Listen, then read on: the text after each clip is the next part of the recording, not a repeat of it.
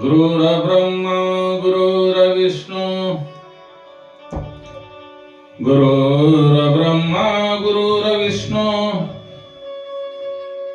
गुरुर्देवो महेश्वराय गुरुर्साक्षात् परब्रह्मं तस्मै श्री गुरवे नमः।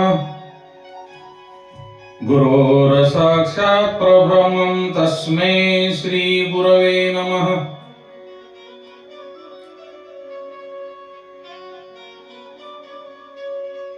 गजेंद्र मोक्ष।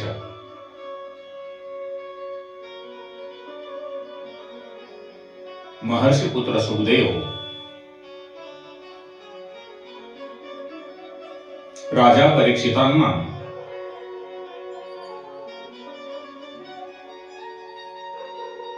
गजेंद्र मोक्षाची कथा ऐकवतात।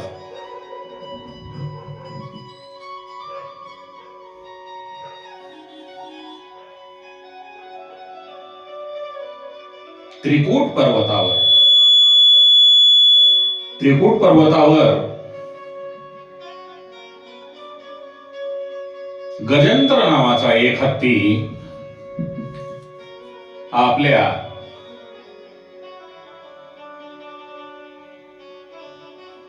कुटुंबासह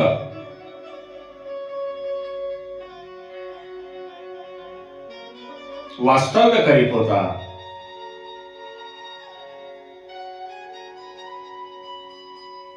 आणि त्या पर्वताच्या बाजूस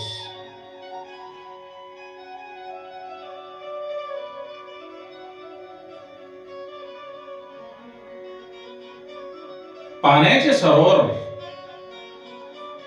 असल्यामुळे उन्हाळ्याच्या दिवसातील उष्णतेपासून वाचण्यासाठी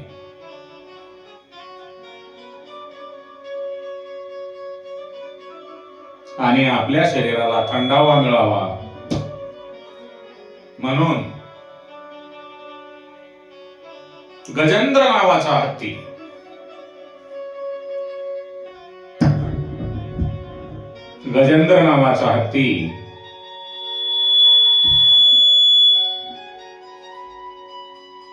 आपल्या परिवारासह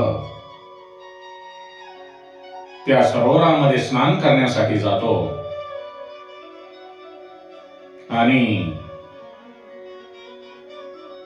त्या पाण्याच्या सरोवरामध्ये जाऊन आनंद घेत असताना, जलक्रीडेचा आनंद घेत असताना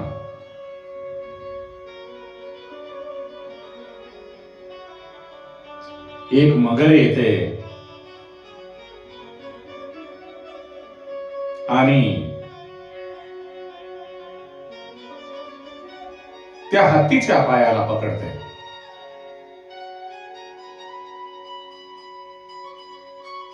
हत्ती खूप धडपड करतो, परंतु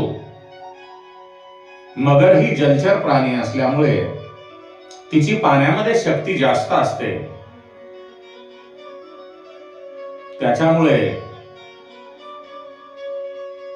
त्या उन्मत्त गजेंद्र हत्तीचा पाय मगरीच्या जबडेतून सुटत नाही।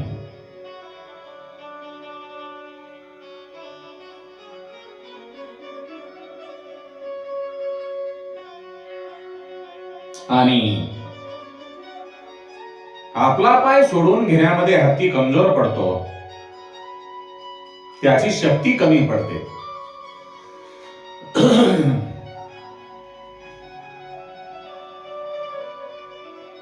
गजेंद्र मोक्षाची कथा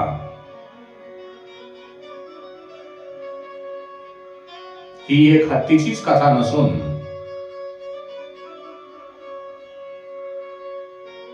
ती आपलीच कथा आहे। आपण म्हणणार ते कसे? हा संसार म्हणजे एक सरोवर आहे। आपण जे प्रपंच करत आहोत तो संसार म्हणजे एक सरोवर आहे। आणि या संसार रूपी सरोवरामध्ये डुबणारा, क्रीडा करणारा, आपल्या परिवारासह क्रीडा करणारा,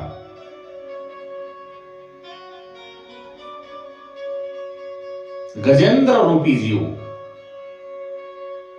हत्तीच्या स्वरूपातील जीव,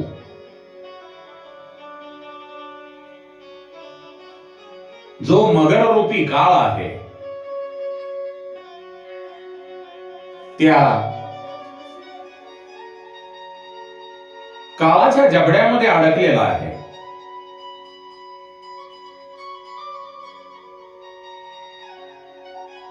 बाबांनो, या संसारामध्ये आसक्त असलेल्या जीवाने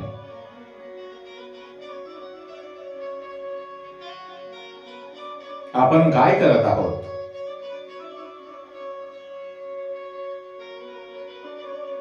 याचे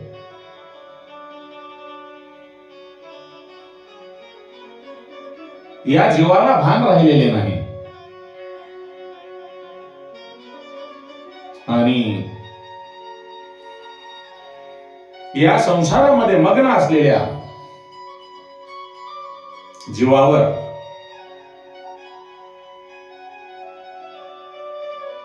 एक दिवस काळ अचानक झडप घालतो.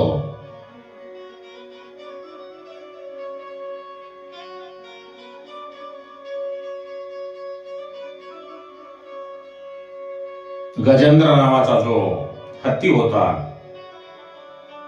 तो त्रिकुटाचल म्हणजे 3 शिखरे असलेल्या पर्वतावर राहत होता. आपला जो जीव आहे,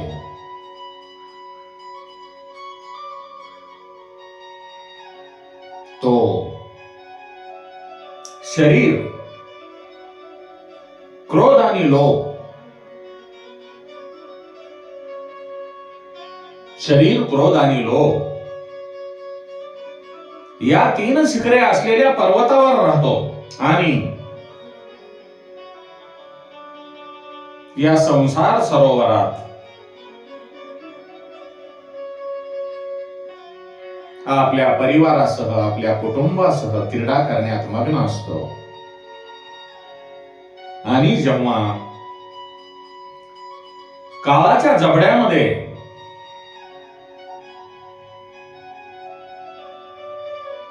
त्याचा पाय अडकतो, तेव्हा तो हतबद्ध होतो. पण तो आपला अडकलेला पाय काळाच्या जबड्यातून कसा सोडवून घ्यायचा, ते आपणास या गजेंद्र मोक्ष कथेतून कळेल.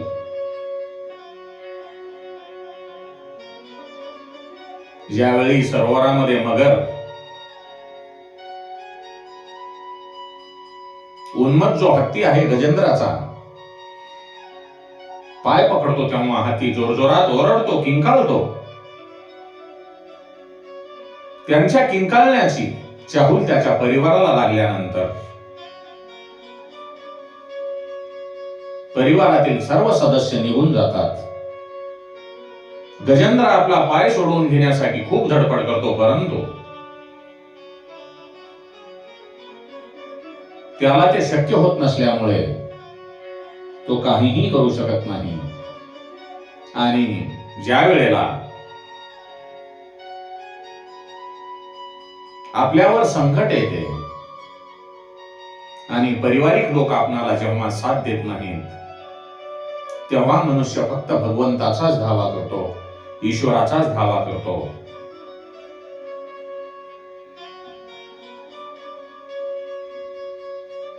परिवार संकटाची चाहूल लागल्यानंतर निघून जातो, तेव्हा गजेंद्राला फक्त भगवंताची आठवण येते. आणि तो भगवंताची आठवण करून परमेश्वराची स्तुती करतो. तो भगवंताला म्हणतो, हे भगवंता, तू दयाळू आहेस, शरण आलेल्याचे तू रक्षण करतोस, म्हणून मी तुला शरण आलो आहे. तू माझे रक्षण करावे आणि करणारच. आता माझे मरण हे तुमच्या हातामध्ये आहे. हे देवा, मी काळाच्या पाशामध्ये अडकलो आहे. या काळाच्या पाशापासून तू माझे रक्षण कर.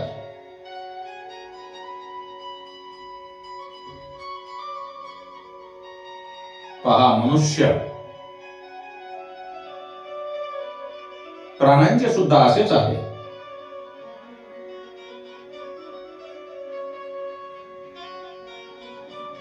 ज्या वेळेला तुम्ही चांगले असता त्यावेळेला परिवार तुमच्या सोबत असतो, आणि ज्या वेळेला तुम्हाला परिवाराची गरज असते त्यावेळेला परिवार तुम्हाला साथ देत नाही. गजेंद्राचा परिवार, हत्तीचा परिवार निघून गेल्यानंतर त्याच्या पुढे फक्त आणि फक्त भगवंताशिवाय कोणीही उरत नाही. ज्या वेळेला मनुष्य अंतिम क्षणी भगवंताची आठवण काढतो, तसे गजेंद्राने, हत्तीने भगवंताचे, भगवान श्रीहरींची आठवण केली आणि भगवंताची स्तुती केल्यानंतर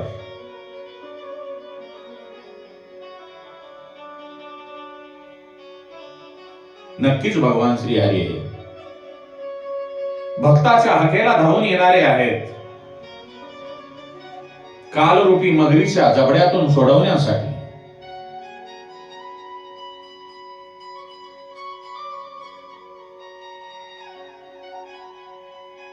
भगवंत कधीही हजर असतात. त्याचप्रमाणे परमेश्वराची स्तुती मनुष्याला आणि प्राणी मात्राला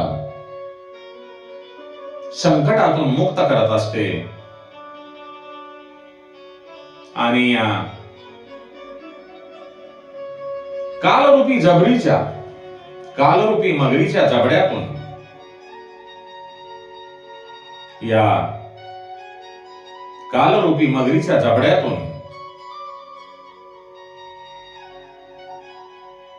मनुष्य रूपातील गजेंद्र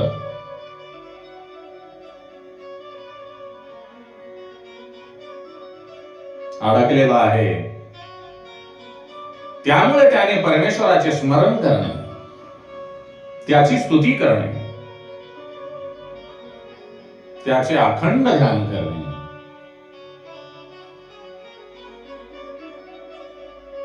हाच या कालरूपी जबडीच्या, या कालरूपी मगरीच्या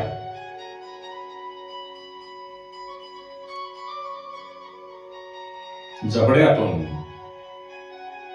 सुटण्यासाठी एकमेव मार्ग आहे. म्हणून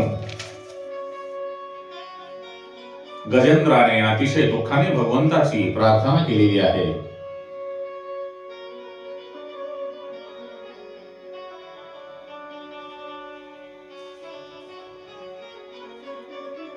ज्या वेळेला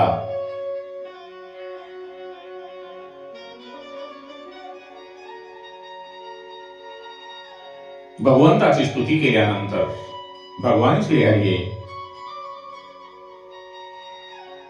आपल्या भक्तांची करुणा पाहून, दीनवाणी करुणा ऐकून आणि स्तुती ऐकून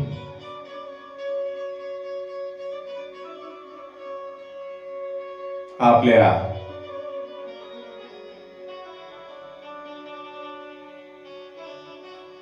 वाहनावर बसून भगवंत सरोवराकडे येत असल्याचे हत्तीला दिसले.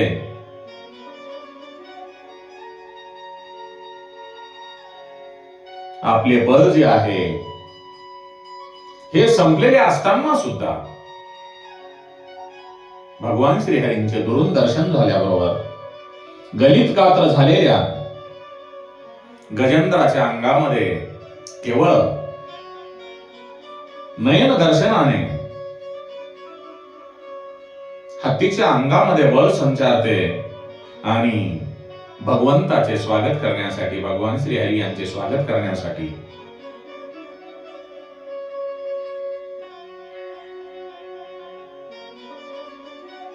त्याने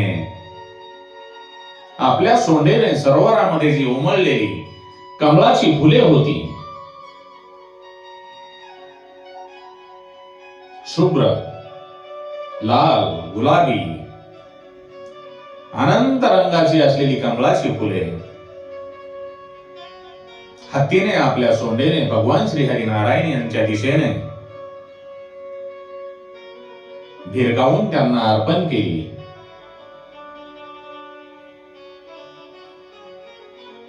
भगवान श्रीहरी नारायण यांना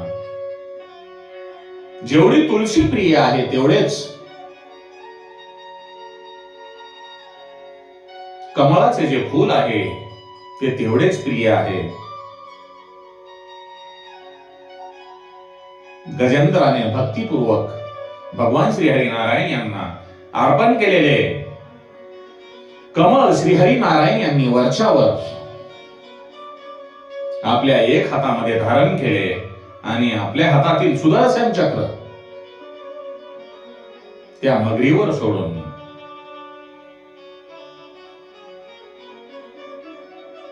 मगरीच्या जबड्यातून गजेंद्राची सुटका केली. भगवान श्रीहरी नारायण यांनी मगरीवर सोडलेले सुदर्शन चक्र म्हणजे ज्ञान चक्र आणि या कालाचा नाश जो आहे तो ज्ञान चक्रानेच होतो. आणि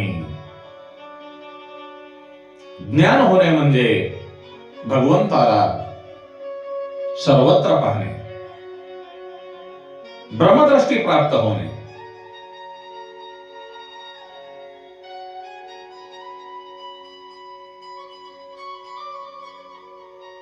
ब्रह्मदृष्टी ठेवणारे खूप असतात, परंतु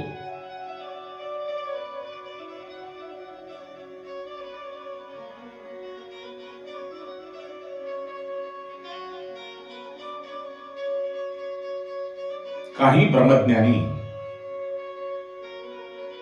ब्रह्माचे ज्ञान घेतात पण सर्वांमध्ये भगवंताला पाहत नाही. आणि ज्यांना ब्रह्मदृष्टी प्राप्त झालेली आहे, जे सर्वांमध्ये ब्रह्माला भगवान श्रीहरी नारायण यांना पाहतात, त्यांना हा जो संसार चक्र आहे, संसार सरोवर आहे, ते त्यांच्यासाठी बाधक नाही.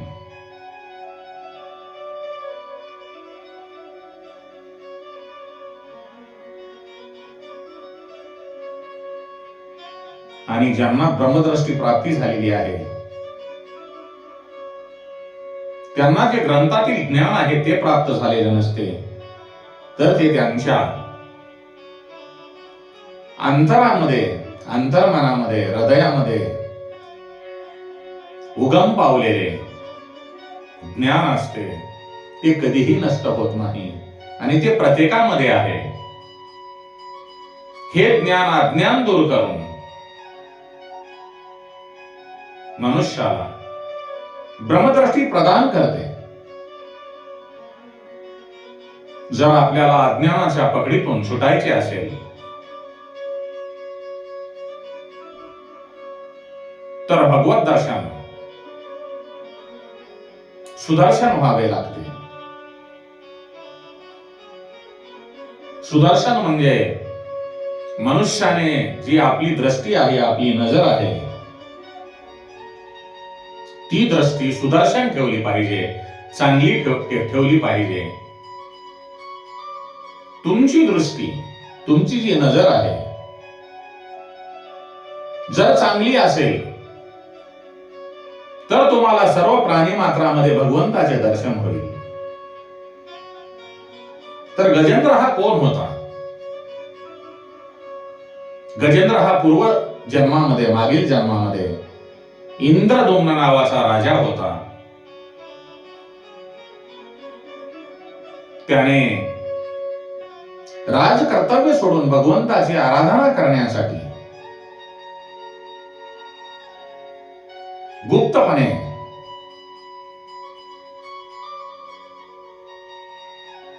जंगलामध्ये गेला होता आणि त्याच अरण्यातून एकदा अगस्त्य मुनी आपल्या शिष्यासह जात असताना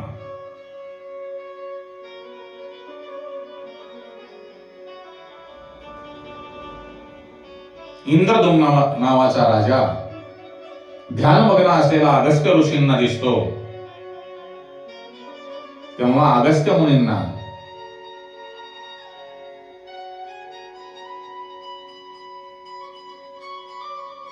तो राजा आपला अपमान करतो आहे असे वाटून त्यांनी राजाला शाप दिला आणि तुला पशुचा जन्म प्राप्त होईल असा शाप दिल्यानंतर त्याच शापामुळे तो राजा गजेंद्राच्या म्हणजे हत्तीच्या जड पशुच्या योनीच्या जन्माला आला होता.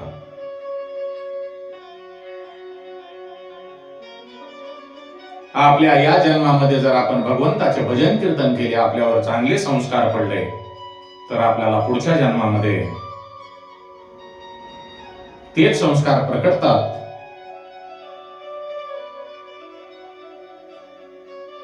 गजेंद्राची मागच्या जन्मातील भक्ती या जन्मामध्ये हत्तीच्या जन्मामध्ये प्रकट झाली.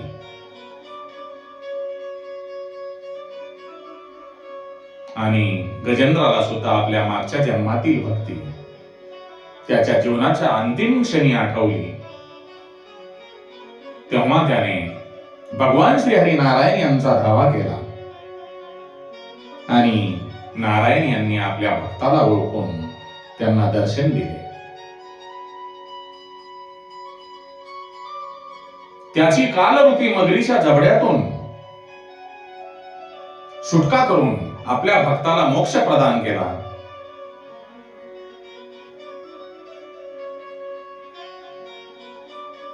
सांगण्याचे तात्पर्य, भगवान श्री हरी नारायण यांच्या हातामध्ये जे कमळ आहे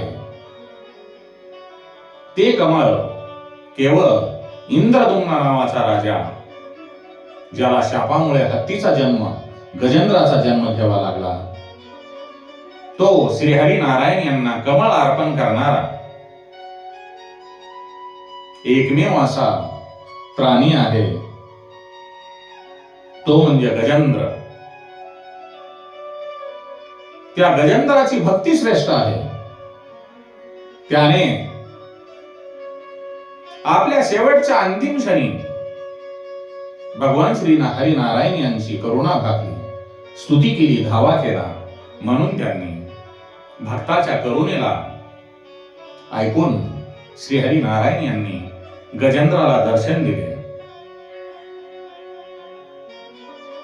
म्हणून आपण या जन्मामध्ये जे भक्ती करता ती भक्ती आपली कधीही वाया जाणार नाही. आपण इथे 4 पैसे कमवले ते आपल्या काही कामाला येणार नाहीत, परंतु या जन्मामध्ये जर आपण भगवंताची भक्ती केली तर त्या भक्तीचा उपयोग नक्कीच आपल्याला होणार. कारण आपल्या सोबत फक्त आणि फक्त ती भक्तीच येणार आहे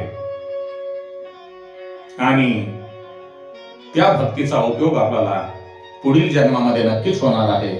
म्हणून गजेंद्रासारखे आपण भगवंताची भक्ती करा. शेवटच्या अंतिम क्षणाला आपल्या सोबत आपला परिवार कोणीही येणार नाही. फक्त भगवंत आणि भगवंत आपला उद्धार करण्यासाठी आपल्या अडीअडचणीमध्ये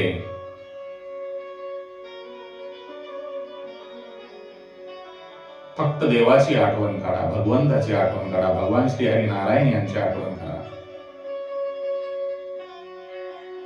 इतर सर्व निरर्थक आहे. श्री राम जय जय राम. श्री राम जय